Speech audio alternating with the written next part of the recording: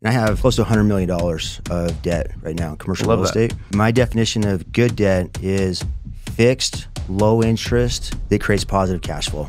It's that simple. I want as much of that as I can possibly get. I actually went viral on TikTok. Dave Ramsey's a freaking moron. What I should have said is Dave Ramsey teaches to not use debt. And you can use debt in a very smart way. Good debt cash flows, it's fixed, it's long-term, and it creates wealth.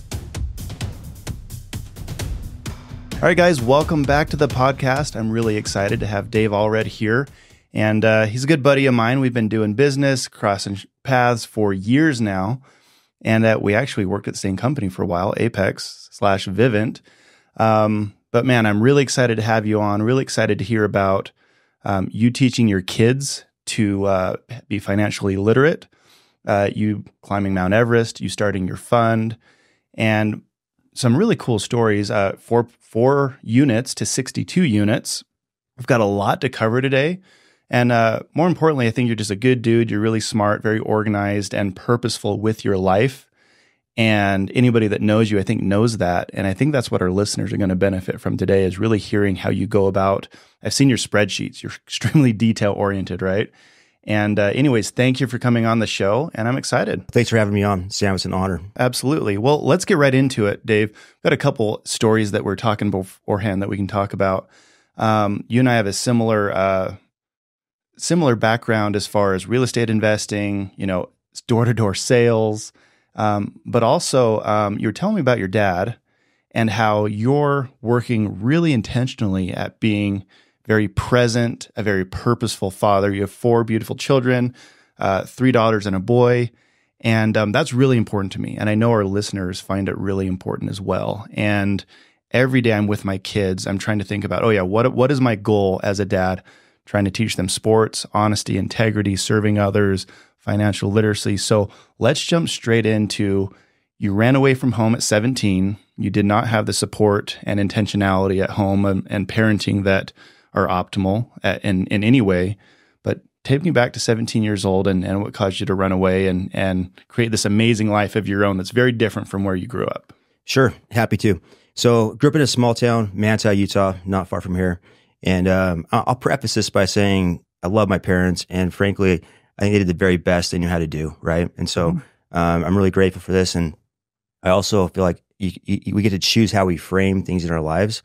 And for me, I just framed this as, hey, this is where I came from. This is the experience. And then how can I completely change that in the future and really reset the standard?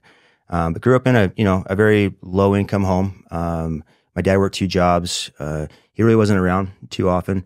They got separated 3 times for about a year at a time, trying to make things work. They always got back together for the kids, which I think the intention there was great. It was honorable.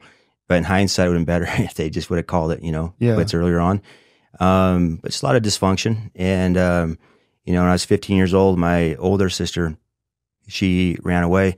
And I didn't know she was running away. I heard some noise in the room next to mine. I went in her room, and she was pushing 2 white garbage bags out the window. And I'm like, hey, what are you doing? She's like, hey, I'm running away. And I started crying and bawling, and I was like, hey, don't leave us here. Don't, And anyway, I ended up kind of helping her, push her stuff out the window. And I never saw her again for a few years. Jeez. Fast forward a few years, I was 17, and I had to get away from it. So I ran away at night and went over to Ephraim, about 7 miles away. And I found a little home there. I rented out for like $120 a month in rent. Wow. There's no way it would pass code today. I mean, literally the roof was falling in, there's bugs everywhere. We're living off of ramen noodles and fast food. And then my little brother, he decided to get emancipated. So he moved in with me as well. So wow. At that point, I'm, looking out for my little brother, and we're really just trying to survive, man. Working a night shift, making fiberglass poles, like flag poles, making, I think, like $6 an hour, right? I got to pause you, Dave. Just sorry to interrupt. You and I have a crazy similar story. My brother was 14, and I heard crashing in the stairs, and I'm like, I'm 5 years younger than him. I'm 9 at the time, and he's running away. Both parents are gone. Both parents are working, and it was bad. Like our family home was really bad. And I'm like, damn, like this sucks. He left me. I was 9, and my sister was 6, and just gone. Like I've seen him probably 4 times since then. Really interesting. And so I kind of want to slow down a little bit. You're going to tell your story and everything, but to have kids want to run away, that means it's rough, and I love my parents too. I love my dad, love my mom. My mom lives here close and I take care of her, and my dad's really tried to make up for lost time, but it was rough. And so for kids to run away, and you emancipated your brother, girlfriend Betty Jo, she took care and guardianship of her little brother, same as you. He was 16, not doing well in school, and she took control of him. So it's really interesting. There's kids that are forced to grow up. I remember a very young age being forced to grow up. And every podcast I do, I like to pick out a golden nugget. And usually it takes me a while, and I think I've already found it. You said it. You can frame things however you want. You can be a victim. You can say, hey, I'm unsuccessful because of the way I was brought up. Or you can say, I'm successful because I wanted to be, because of how I was brought up. And so you're 17, working night shift. I was a janitor, by the way, night shift at a young age, cleaning toilets. And by the way, we both went on mission to Peru. That's kind of cool. So we got a very parallel story here, very interesting. But I really want to hit back on this throughout this podcast and remember and remind our listeners, it's how you frame things, because I'm very thankful for everything I've been through. Haven't seen my brother since 2007. He's got a rough life. My sister's not done so well, but she's doing amazing now. We've had rough lives, and it's all about how you frame things. And so moving forward, let's talk about that. Yeah, on that, I believe that most people have everybody has either a fixed mindset or a growth mindset, right? I think most people go through life with a fixed mindset, meaning it is what it is. I am where I am because of my youth, my upbringing, my community, my skin color, my parent, whatever else. We kind of blame other people for where we are in life, but the opposite of that is really having a growth mindset where we take full extreme ownership and full accountability for where we are today, and realize that we literally are in the driver's seat, right? And we have full control over where we take our lives. Like Tony Robbins says, life happens for us, not to us. I've always loved that concept. And so, I was 17, 18 years old, just struggling through this, just trying to get through, trying to survive. And, I remember there's a quote actually on a poster in my bedroom, and it was one of my all-time favorite athletes. And the quote, it says, if you do today what others won't, then tomorrow you can have what others can't. Jerry Rice. Love that. And that just kind of ingrained in as a motto in my life. And I didn't know how I was going to break out of it. I just had this burning desire, like, hey, I'm going to do whatever it takes to reset the standard, change everything for me personally, my future family, to reset everything, man. Like the happiness, resolve trauma, success, fulfillment, just really quality of life, lifestyle. Mm-hmm. And so I had this commitment. I had no idea how I was going to do that, but I was just grinding at it. And then, I was at Snow College, and I was recruited to go out and knock doors in Chicago, and it's supposed to be for 4 months. I knew it was going to be hard, but I saw it as an opportunity to get ahead and to kind of break out of that rut that I was in. And again, I knew it was going to be hard. I had no idea how hard it was actually going to be. It was one of the craziest, hardest things I've ever done in my life, right? 80% of the team quit. Somehow I made it through. My first month, I sold 7 accounts, which is really, really bad. But able to finish strong, sold 121 accounts, made $31,000, which for me, even to this day, is the most meaningful money I've ever made in my life. So in 2002, you made 31 grand in 4 months knocking doors. Yes. That's awesome. Which is more than my parents had ever made, right? And it was enough for me to really, So 31,000 was more than your parents had ever made? Yeah. That's crazy that I had that same experience. I got not my first summer knocking doors, but I got to the point where I was making more than my parents, and it was a problem for them. How did your parents react, or were they in the picture at that point? We weren't. It wasn't. There's never. We weren't really. I didn't tell my parents for quite a while until that I was making good money, because there was some serious just issues there, and it became a problem. So. But anyways, they weren't in the picture at that point. Yep. And so that was enough confidence and a big enough win for me to come back the next year as a sales manager. I made $156,000 that year, which was crazy to me. That's awesome. Like if you would have asked me as a kid, best case scenario, what I might be able to make as an adult, I would say $100,000. Like, oh my God. Like if everything worked out perfectly, right? And so to make that Have you heard my story of 100,000? No. Gosh, I'm going to keep interrupting, and I'm sorry, but this is weird. Hey, it's your podcast. I got into real estate. I bought my first flip in Provo, Utah while I was going to BYU doing summer sales. At that point, I was with Vess and those guys at Altera. Aptive. I forget what the name they had at that point, but I got my real estate license. Doing my first flip, my realtor was like, you could do this. If you can knock doors all summer, you can definitely sell real estate. And my goal was to somehow make $100,000 a year. I had been making about $50,000 a summer, 4 summers in a row, 50 to 60, knocking doors with Vivint and then with Aptive.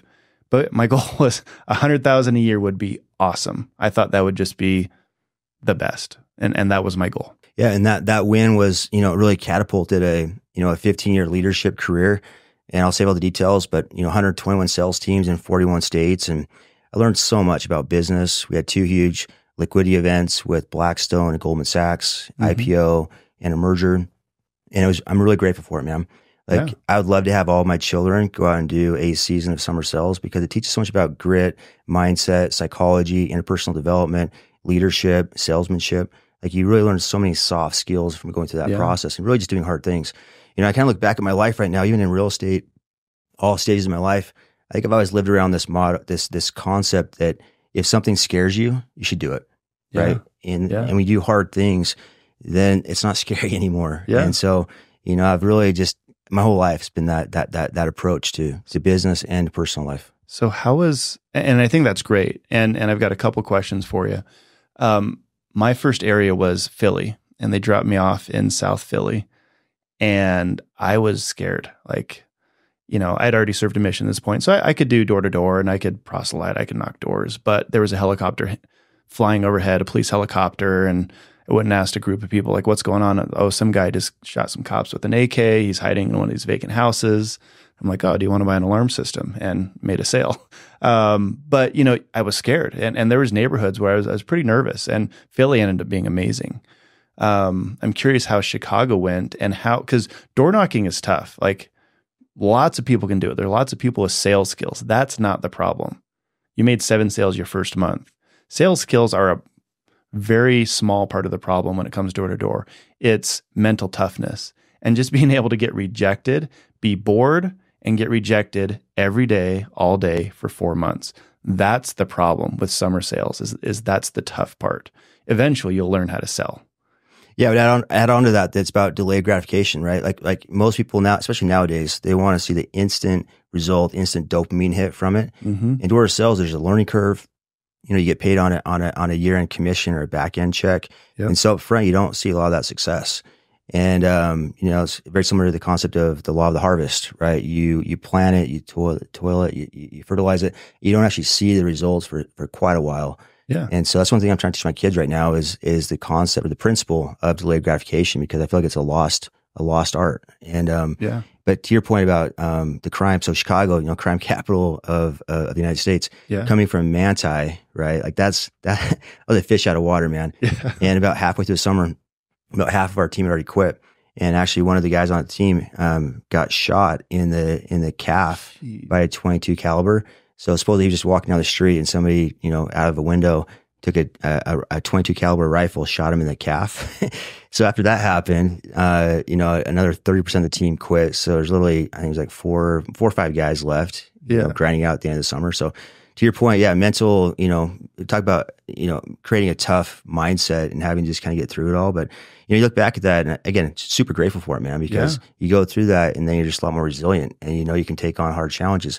Even in real estate nowadays, like a lot of the times, the very best deals and the most profitable deals have been the ones that have a lot of hair on them. They're challenging. They're scary, right? Mm-hmm. People don't know how to handle it. And so I think it's a great way to approach life. If it scares you, you should probably do it. I love that. My 3 most profitable real estate deals, we were not first to the first offer. We were probably the 3rd or 4th people to have it under contract. They were hairy, ugly. One was a hotel. 2 others were multifamily deals in Albuquerque and Florida that were just scary. But we saw the value and we weren't afraid to go to work for those deals. Let me back up though, because the question I have, and this is one of my, I don't know how to answer this, so I'd love to hear your answer. You and I are very blessed and very, very fortunate to have been given opportunities and done well with those opportunities financially. My kids don't have any idea what it's like to need to run away at 17 and start your own life. And they don't have any idea. Like my dad was gone at 11 years old. I saw him like once a year and never went to a basketball game, never really called me. I remember having a check that he wrote me for $100 for like 4 years that bounced. And I just kept it. I kept it in my wallet because I really wanted to cash it. It was from my dad. And finally my stepdad, he's like, hey, it's never gonna clear, buddy. You should just throw it away. So, but that shaped me. That made me very grateful and made me not want to do that to my kids, right? Like I will never put them in that position. But at the same time, how do I teach them the hard lessons in life and not to take what they have for granted because they have so much?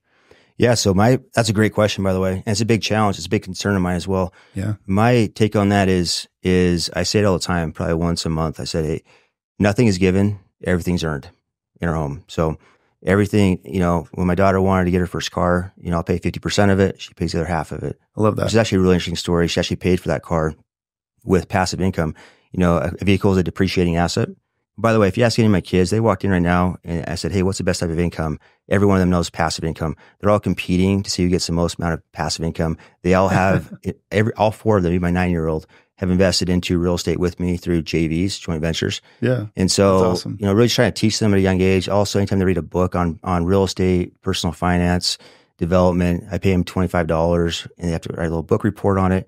But anyway, the principle is nothing is given, everything is earned. And so, I think that the truth is, like, I don't think my kids are entitled at all, but at the same time, maybe they know they're a little bit privileged. Yeah. And I'm okay with that. I think it's okay to then understand, hey, in the real world, I have a lot of privilege right now.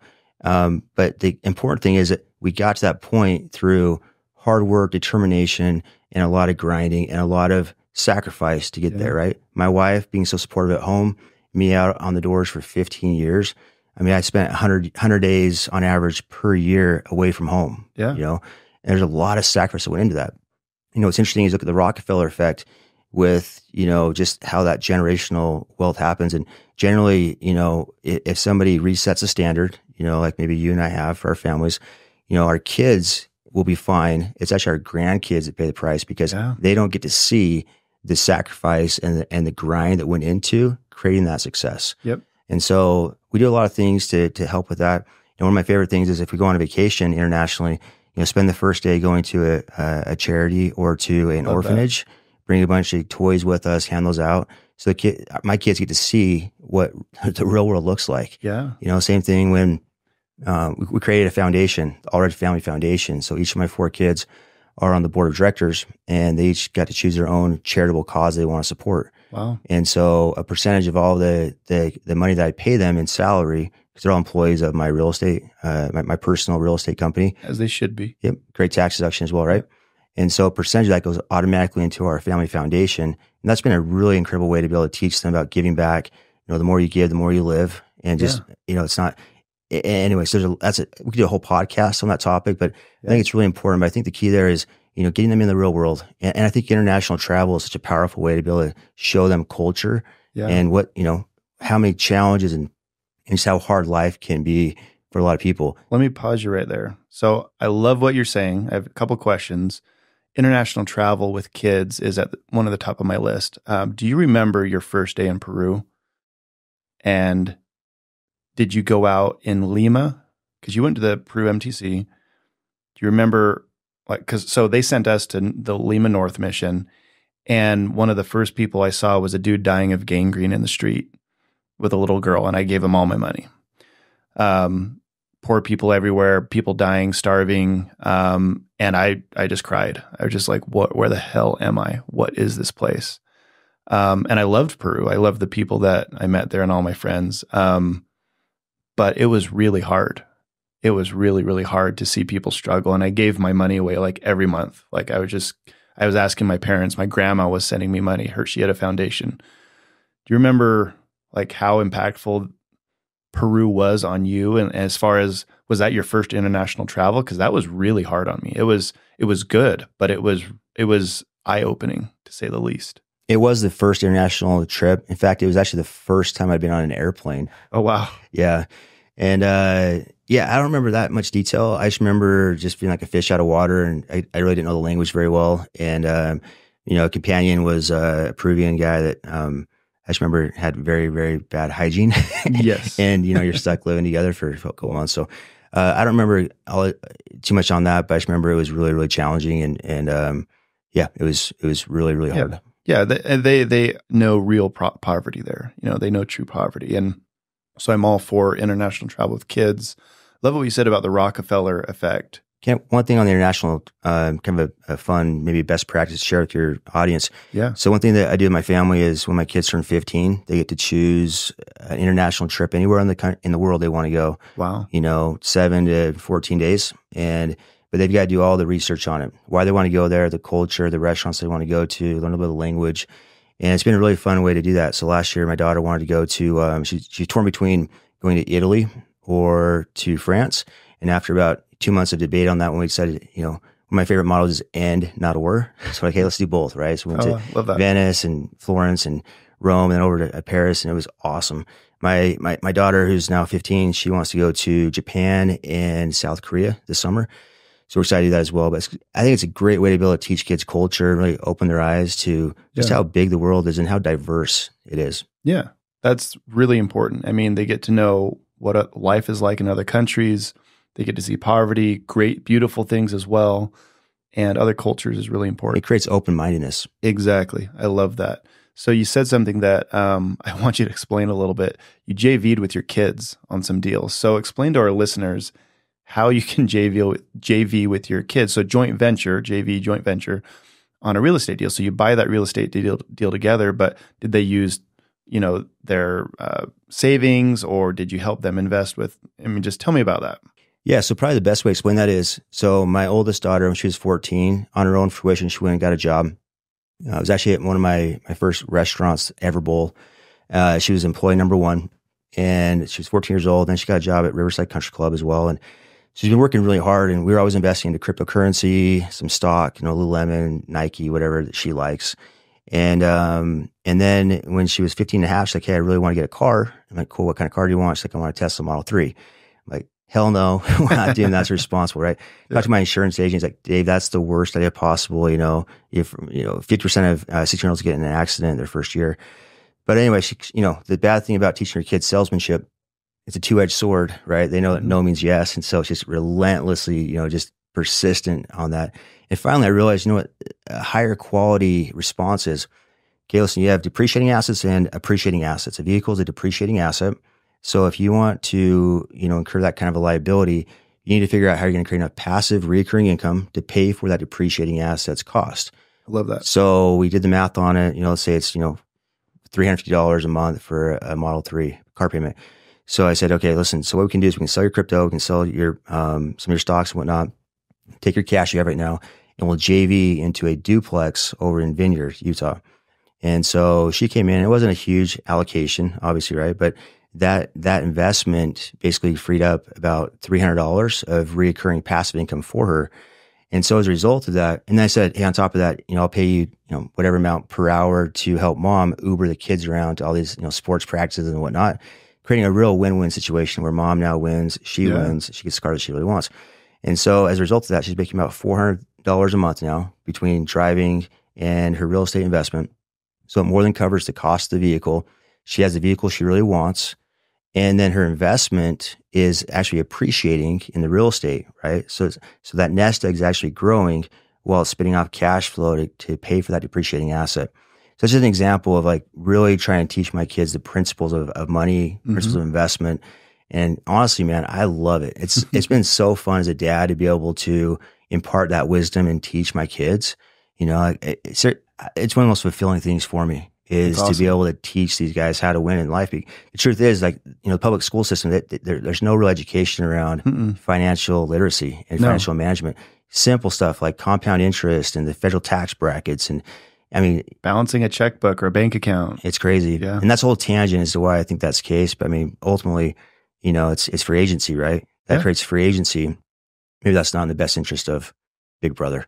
We'll leave it at that. No, yeah. And I love the memes, man, I'm glad I learned the Pythagorean theorem this tax season, it helped me do my taxes, but it's kind of a joke. But yeah, the public school system teaches the basics. And as a parent, you really need to teach your kids way more than what the public school system teaches them. And then just as reference to, like, for my 9-year-old and my 12-year-old, if they have $1,000 or a smaller amount of money to put into it, I call it a JV, but really I'm just paying them 10-15% cash on their money. Yeah. So we still sit down every single month on Sunday, first Sunday of the month, and we go through and we reconcile that. And so they see like how that all works. And because again, it's all about really just teaching the principle. Yeah. I love that, man. I just bought my kids all piggy banks, and the 12-year-old said she wants to buy a car. And so, we're talking about how much of your paycheck are you going to put into the savings account for the car? How much are you going to spend? Because right now their answer is they just want to spend and buy toys and buy stuff and buy things. And, this will tell you a little bit how I've operated, but I always put at least 30% of what I made into investments. And I'm not the best at managing my money. I realized that about myself early on in my career. But what I was good at is buying investment properties. And so I would basically make myself poor by putting as much as my money as I could into these investment properties. And so you really have to teach your kids to understand who they are as well. Like, we have 6 kids between my girlfriend and I, and there's kids that are very disciplined that I think will be great for your approach and, very organized. And there's kids that I'm going to have to be like, hey, you got to invest that money, put it away in that savings account, that investment. We also bought the cash flow game recently, the kids version, and really great teaching tool. So I love everything you're talking about, JVing with your kids, helping them buy investment properties. Passive income is the name of the game, and really understanding the power of money. Because if you get caught up in this consumerism world and you're buying a new iPhone every year, new car every year, outspending your what you make, you're never going to have the investments. You're never going to have that passive income. And that's just not taught. It's not taught in public schools. It wasn't taught to me by my parents. Pretty sure my mom just went through her 3rd or 4th bankruptcy. So it's interesting. It's really interesting to me. And I think it's exciting what you're teaching your kids. And I hope our listeners can take a little bit more of this. So that's why I wanted to dive deep into what are you doing with your kids, JVing. You just mentioned you're helping them start businesses as well, which is really cool. Yeah, and to be a little more technical there. So, if I I'll call it overpay my kids, you can pay up to $13,000-ish, right, per year per kid. So if you have 4 kids, it's up to $60,000 a year. Mm-hmm. It's a deduction for the business. And they're below the tax filing threshold. I'm sorry. We got to break down a little bit slower for our people that haven't heard of this before, because I've heard of it. I'm familiar with it. So if you have an LLC or a business, you can add your kids on as paid employees for that business. Yes. And you can pay them up to $13,000 a year. Yes. And that's tax deductible. So that's a really good, some people just see it as, oh, hey, I can save taxes by adding my kids to the payroll. This is so much more than that, because now if you use it as a teaching opportunity and then a JV opportunity and starting a business opportunity, there's so much more to unpack there than just saving some taxes. Yeah, I mean, we could go deep on that one, but again, this is not tax advice. I always have to say that, right? We're not my attorneys CPAs. always want me to make sure I communicate that. But I mean, one of the greatest things is, so as a business owner, like you said, so you can pay up around $13,000 per employee. Make sure it's a market rate, right? And there's actually value there, and there's an employee agreement. But how fun is it to take your kids out to do due diligence and your property management? Mm-hmm. Having them involved in the business with you. So it's a really cool learning opportunity there. And then they don't have to file any taxes because it's below the threshold to do so in the United States. Mm-hmm. And then what's even more incredible is then you take that and you put that capital into a Roth IRA where it's growing tax free. So it's really a triple win on the tax side of things. You have them self-direct that as well? Yes. Yep. And so, and what I do, Sam, is so let's say you pay your kid, $1,000. So, 10% of it is giving back. 30% is used on whatever they want to, discretion, no questions asked. Giving back as in charities, right? I love that. That's really important. Yep. And then 60% is going into investments or education, college education. That's another tangent on college education, but mainly you pay them for good grades as well? I do, yeah. Okay. And to read books. And read books. So you're paying them to work in these investments. You just broke down your percentages: education, savings, charity, That's huge. Yep. And right now they're all reading the book, Robert Kiyosaki's Rich Dad, Poor Dad for youth. There's one for kids and one for teens. And so, what I'm excited about right now, currently today, is they're all working on their own businesses. And so my daughter wants to do a 3D printing business. My other daughter already launched her consignment business. My son wants to do a vending machine business for cash flow. And so anyway, that's how fun is that to teach your kids about business when they're, 9, 12, 15 years old. So really stoked about that. I love that, man. That's awesome. So, back to kind of our theme for this podcast, it's how you frame life. Your kids have a pretty damn good life. This is awesome what you've created for them. You could have really had a different outcome. You could have been homeless. You could have said, hey, my parents didn't give me the opportunity to win. Instead, you said, here's how I grew up, and here's how I want my kids to grow up. Here's what I want to teach them. And again, being very purposeful and intentional about parenting, which I love. I think that's awesome. I didn't know we were going to get in this today. I knew a little bit. I follow you on social media and know you personally. This is awesome, man. This is really cool. And it's actually one of my biggest motivators to be honest. I've never talked about this on a podcast before, but I feel like every couple of generations or in a family, there's the one person that can, really reset the standard and resolve all those issues and set a new standard, a new bar, a new standard for what we expect in life, whether that's in success, impact, happiness, family relationships, family culture, so many different things there. But and again, I say this very humbly because I definitely haven't figured it all out, but it's a work in progress. But, I just really want to be able to create that for my family currently, as well as my future, my posterity. And to me, that's a huge motivator, man. Like how fun is that? How I feel like there's a lot of fulfillment in that at the end of life. If you can actually say, I've created enormous direct value for those that I really care about the most in my own life. I love that, man. That's huge. And it's interesting you say that because the last 3 guests I've had on the podcast, really tough childhood. One addicted to meth at 12, sexual abuse. The other one, sexual abuse at the age of 7. Both wildly successful, great parents. The other one is the girl I'm dating, Betty Jo, homeless, huge amount of abuse, taken away from her mom and put in foster care. And all 3 of those women have now been wildly successful in business, successful in life, and they've pulled their family up and really affected the lives of their siblings, their parents, their cousins. Just Betty Jo, I was interviewing her a couple weeks ago, and her cousin's in business because she got him into landscaping, and she's helped him start his own business. Her brother's a general contractor now because she was flipping houses and she needed help. He's now a very successful general contractor. And, this guy's doing this. And so it's very interesting how big of an effect you can have on others. Brian Peterson, I was just listening to a clip from him. He talks about how there's a lot of new science coming out about how people that have had some trauma in their earlier life, not like a crazy amount of trauma, but like a decent amount of it, are actually some of the most successful entrepreneurs later in life because they've had to create grit and they've had to become professional problem solvers and really figure out how to navigate those challenges in their lives.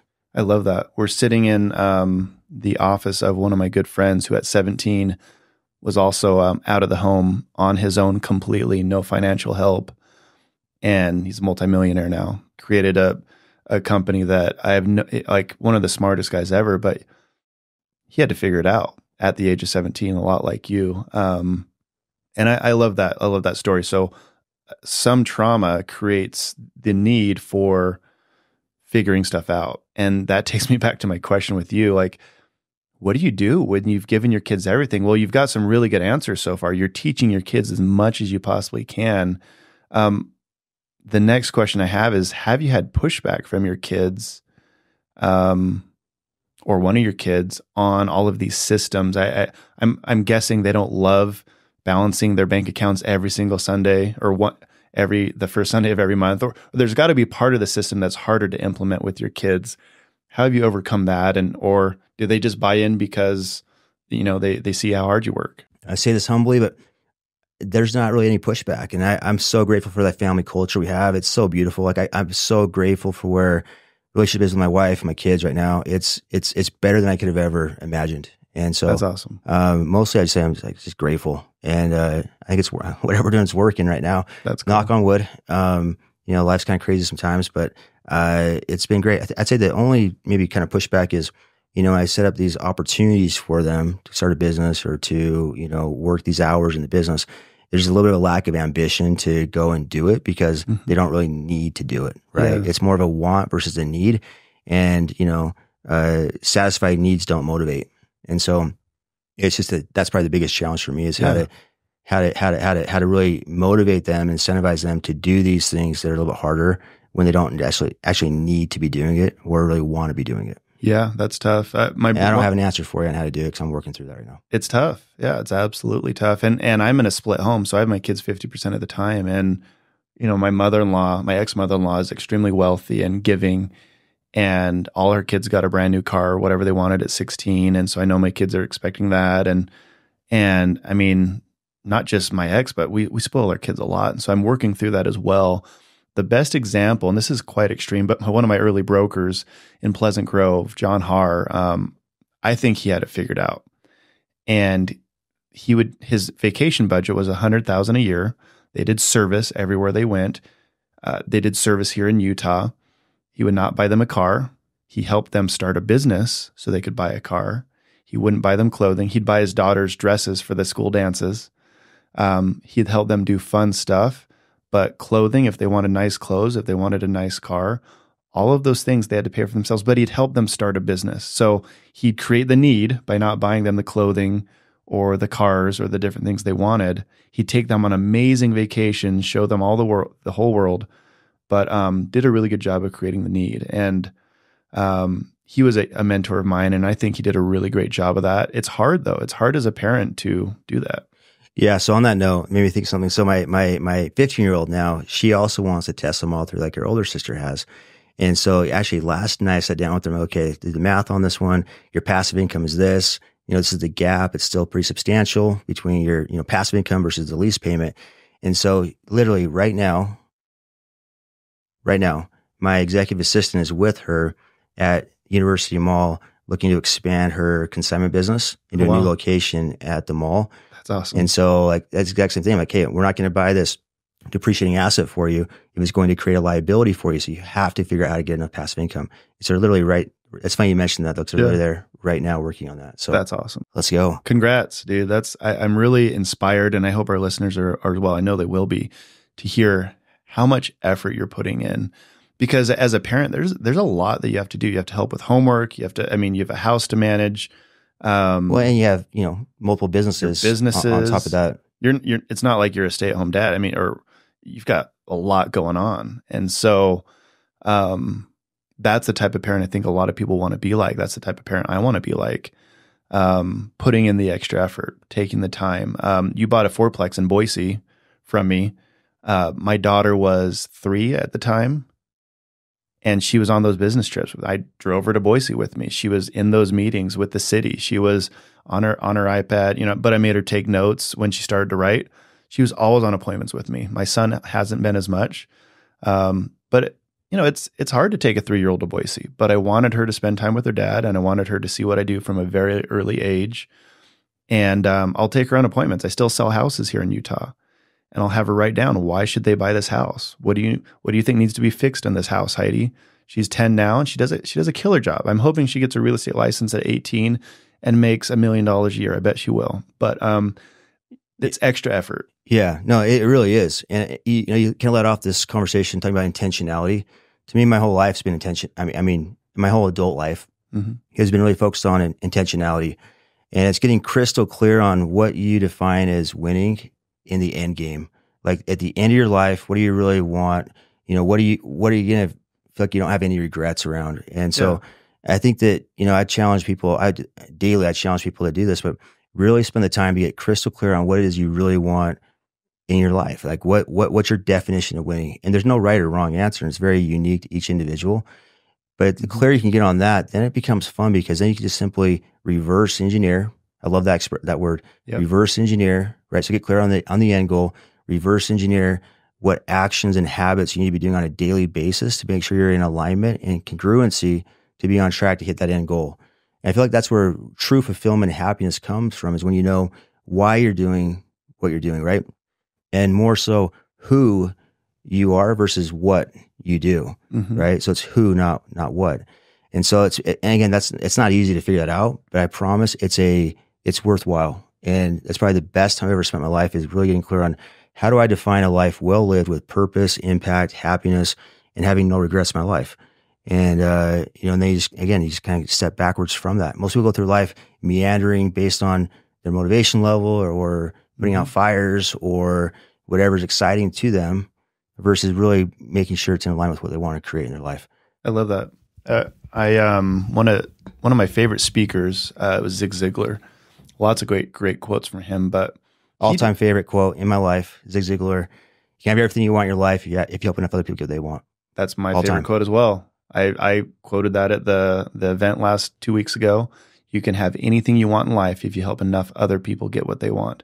His other quote was, he defined happiness as the pursuit of a worthwhile goal or objective. It's not obtaining that goal or objective. It's not making the $1 million. It's not, buying the dream car. It's the excitement and the pursuit of something worthwhile. And I think teaching kids that is really important, because everyone wants to have the thing. And that's why when they get the thing for free without the work or the effort, they're not happy. Kids just they'll endlessly chase that next thing that you can give them.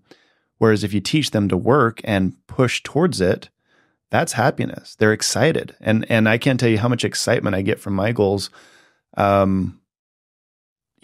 And this goes a little bit personal with me, but during the divorce, I didn't have goals. My goal was to get 50% custody minimum and to have my kids affected as little as possible by that divorce.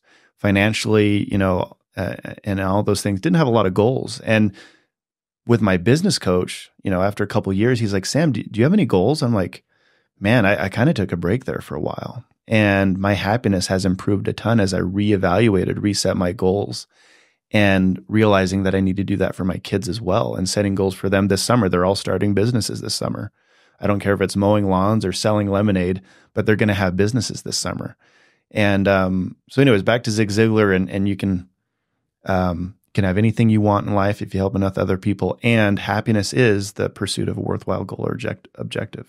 And speaking of, the end goal and getting clarity and helping your kids with goal setting, I've created something called lifestyle design. It could be a whole podcast, but it's basically the 10 areas in my life that I want to be great at, right? It's my purpose statement, my core values, my time, my energy, my health, my finances, my business, spiritual, personal development, and relationships.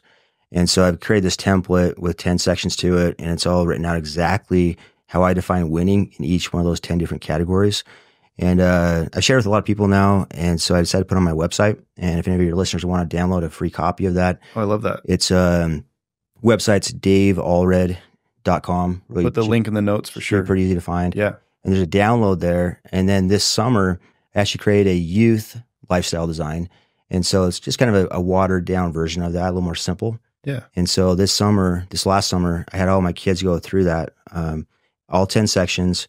And how cool is that to be, as a dad, to be able to have your kids basically identify the best version of themselves and what they want to accomplish in all 10 of those categories. And it's all in writing, right? So the goal is every year I'm going to go back and revise those. So it's a living document.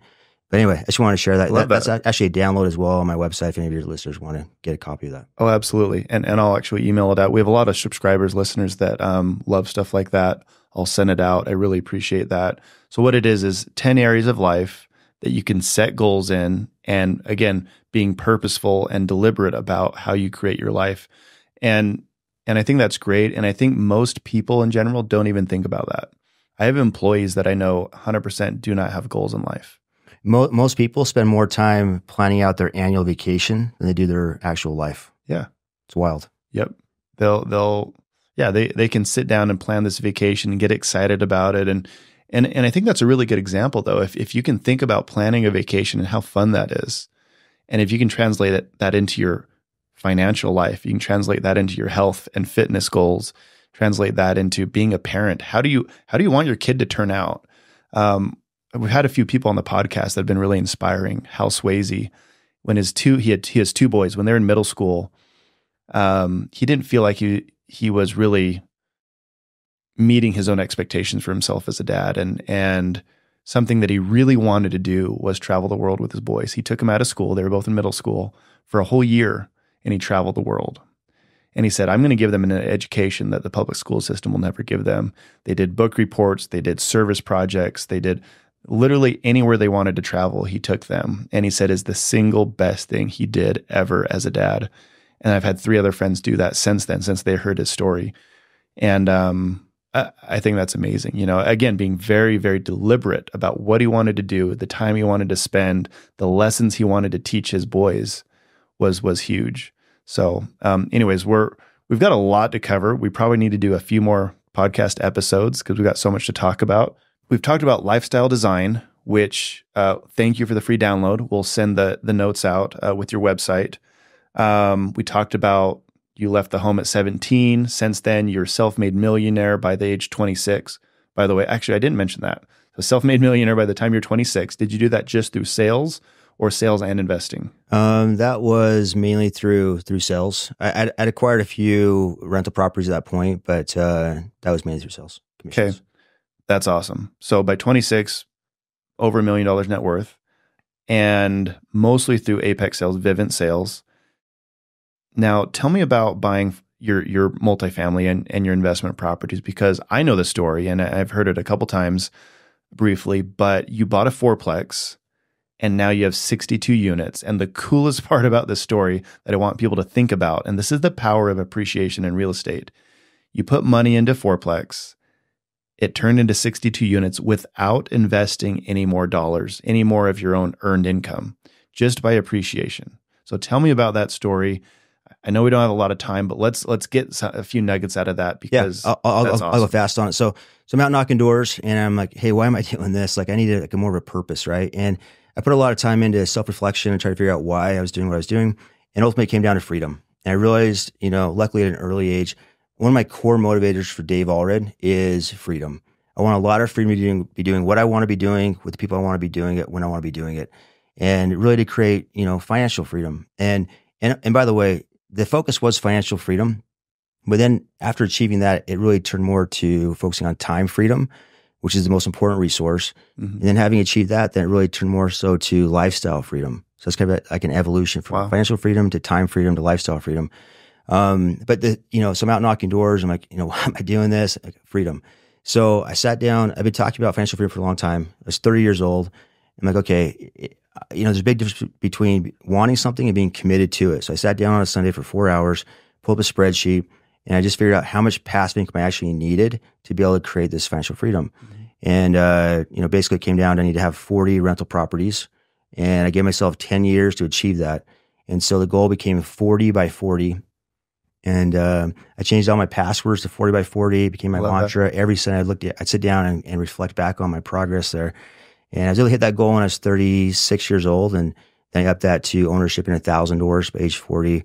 Hit that goal, and then I decided to launch. I did a bunch of syndications, multifamily, large ones across the country, helped bring the Topgolf into Utah County here, and then decided to launch Axia Partners, the real estate firm, with a fund structure.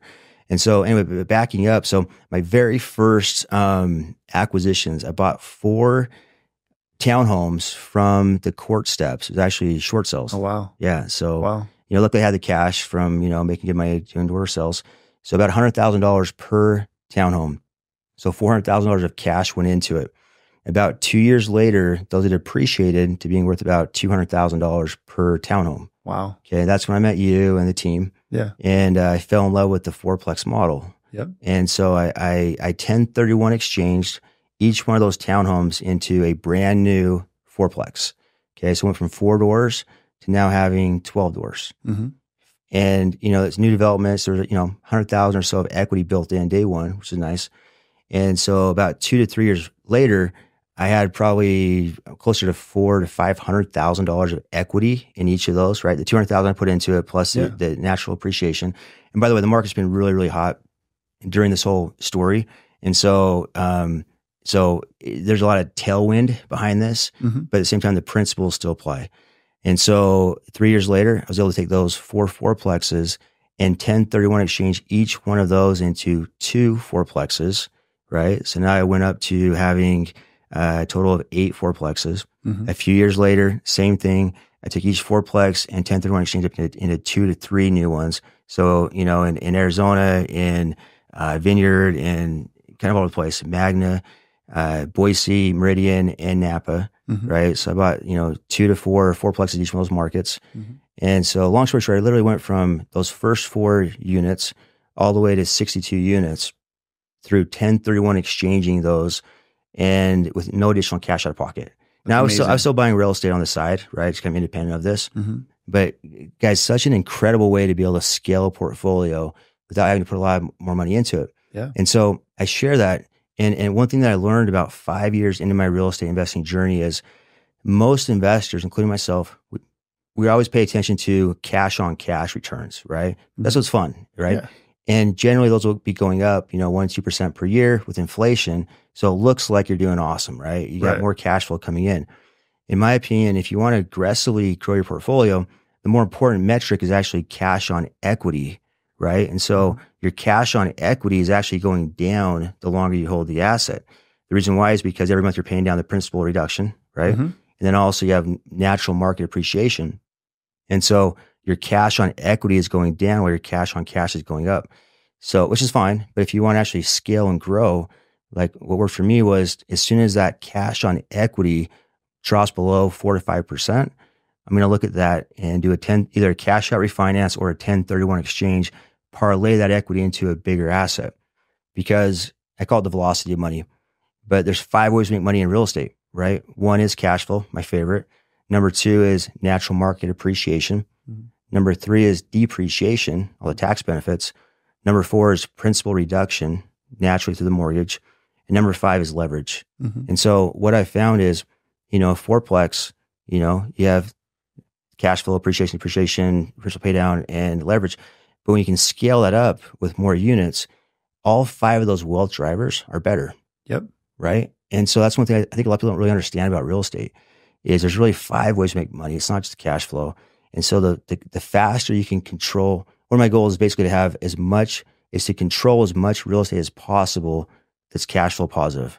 I love that. Because naturally you're going to build a lot of wealth through the natural appreciation, the tax benefits, which by the way, tax benefits are incredible. Some people don't understand just how powerful that is, right?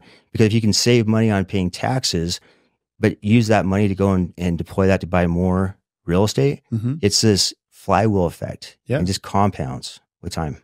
Yeah, that really good explanation. Thank you for that. And I think all of the smart, sophisticated investors and the experienced investors realize very quickly what I call the law of diminishing returns.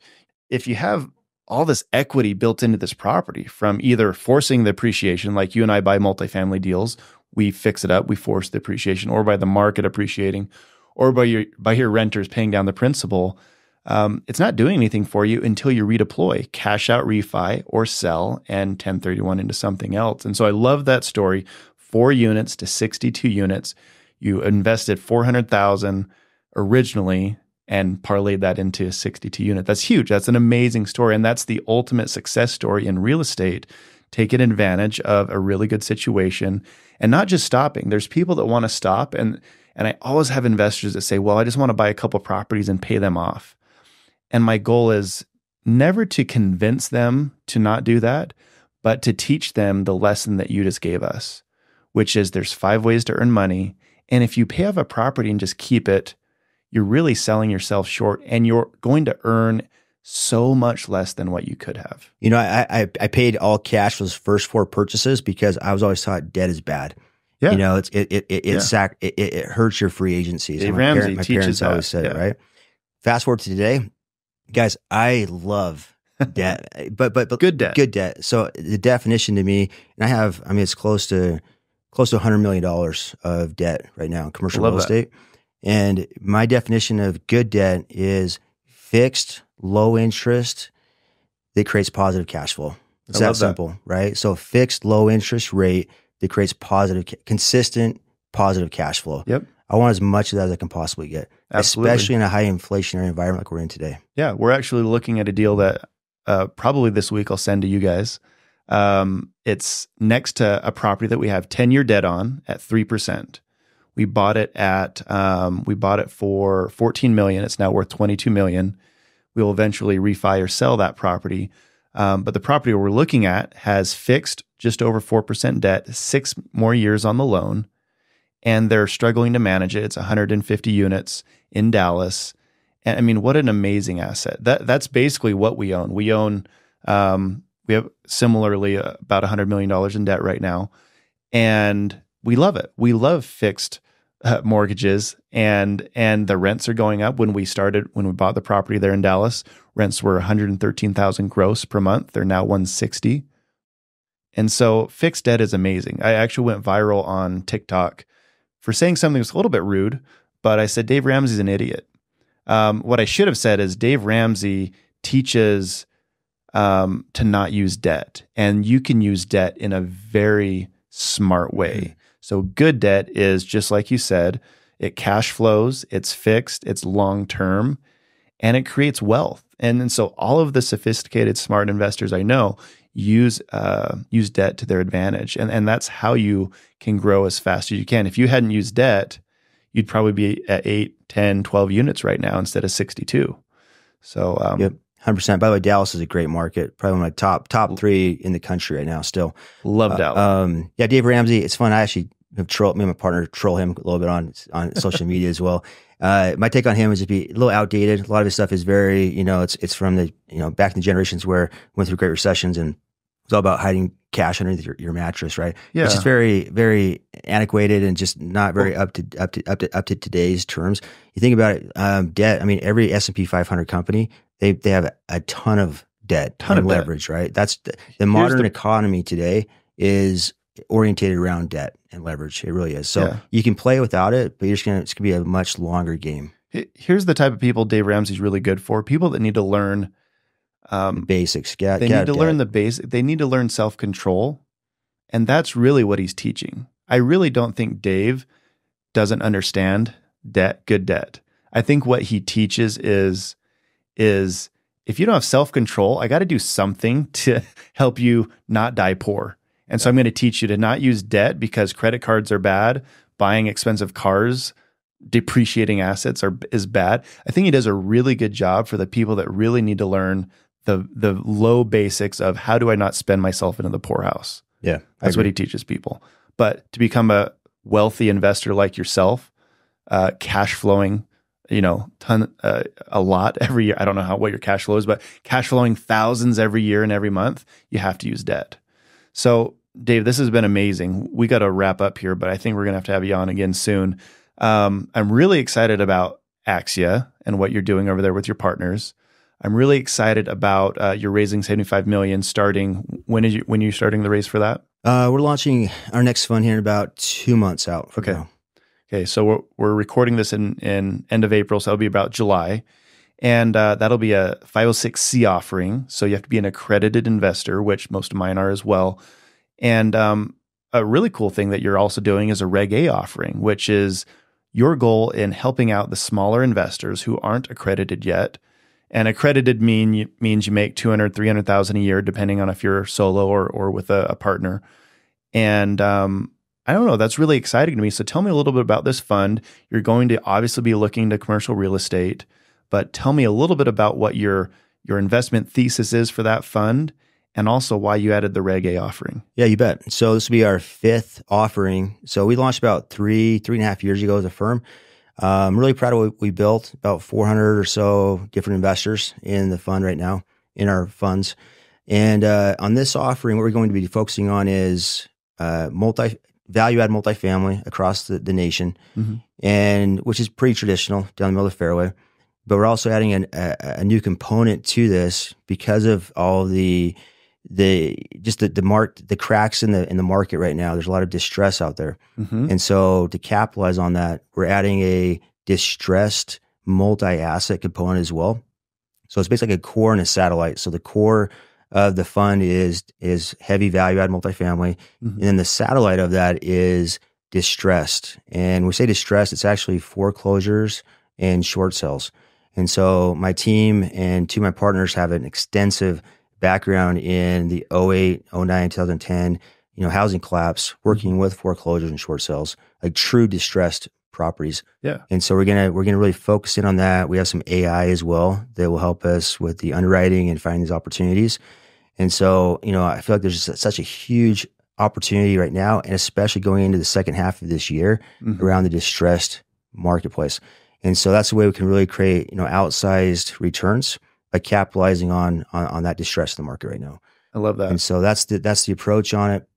The 506C, it's very, very standard. The Reg A is a lot of people aren't very familiar with what that is, but basically it allows us to publicly solicit, and we can allow non-accredited investors in at a much smaller investment minimum, right? So, most likely we'll have that around, $10,000 as a minimum versus, our larger funds are always $100,000 minimum investment. So it really just opens it up to a much wider net of investors, and it allows people to come in that aren't accredited. And, frankly speaking, I understand why, they have the accredited. The thought process is it protects smaller investors that maybe don't know what they're doing, right? Less educated, yeah. That's right.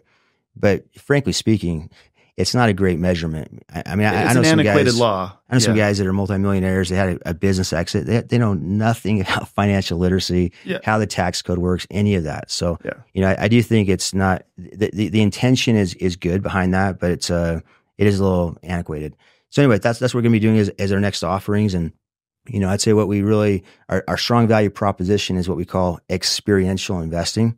So you go to our homepage on the main homepage, it says experiential investing. And I'm really proud of that. It's a term I coined about 3 years ago, and it's a full commitment to transparency and teaching how we do what we do. So instead of just focusing on an ROI, return on investment, it's also an ROE, a return on experience. And so every month we do an educational webinar. We have some of the top guys in the country coming on and just teaching for 45 minutes in a Q&A session. Every time we close on a deal, we do a full 1 hour webinar. We show how we found the deal, the underwriting, how we source the debt, just full transparency to teach how we do what we do. I love that. I've never seen another investment firm that is so committed to the education and transparency, and it's been received very well. And I can give you one that has seen a huge amount of success because of exactly what you're talking about. And I haven't paid as much attention. I'm going to look at a lot more into what you're doing because that's huge. And Grant Cardone breaks deals down for the common person, right? Like that's what he did so well, and he's got billions in assets now. So I'm really excited to hear that about you guys, and I think it sounds like you do even way more than Grant, breaking down the deal, how you found it, how you analyzed it, how you took the deal down, what the business plan is. There's so many investors that will eat that up, and I'm sure they already are. And so hats off to you for really creating something that most investors will never see. I did a weekly podcast for years just about the deals that we were buying and analyzing, but never went as far as it sounds like you are. And I think that's great. That's awesome. What prompted that for me was, I was a 16-year leadership career managing, thousands of sales reps across the country. And I really love that interpersonal development of helping young people, leading them and seeing them develop. And then I moved over to full-time real estate, and I'm sitting in my office looking at spreadsheets and, the MLS all day long. And I really miss that human aspect of it. So I was saying, hey, how can I, kind of add that leadership aspect and the human aspect to real estate?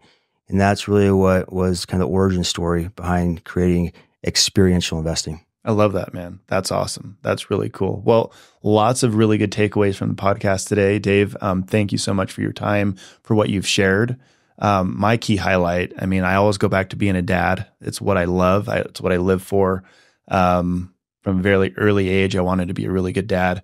And I really appreciate what you're doing for your kids and what you're now sharing with the public. You're making it free on your website, designing a life. And so, when I think Dave Allred and Axia partners, but most importantly, Dave Allred, I think life by design, and being very purposeful and intentional with what you do as a dad, as a real estate investor. I remember your spreadsheets. They're extremely detail oriented.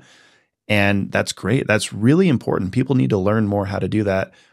And also on the business side, being transparent and helping the people that are investing with you, I think is unique. And it's why you guys have seen so much success so quickly. And just so our listeners know a little bit more about Axia, you guys exploded. You're being modest. So you guys exploded onto the scene. I've raised a good amount of money in the syndication space. You guys have raised a crazy amount of money. And, there's reasons why people see success, and there's reasons why people invest with you guys and why you've been so successful. It's everything we've talked about today. And I know people have invested with you, and I just want to say congrats on your success. Keep doing what you're doing because it's working. And you and I have the same thesis. This year, we're looking for distressed assets. And just a reminder to those that are nervous about investing in this market. I know there's a lot of people really nervous. The most millionaires are made in down markets.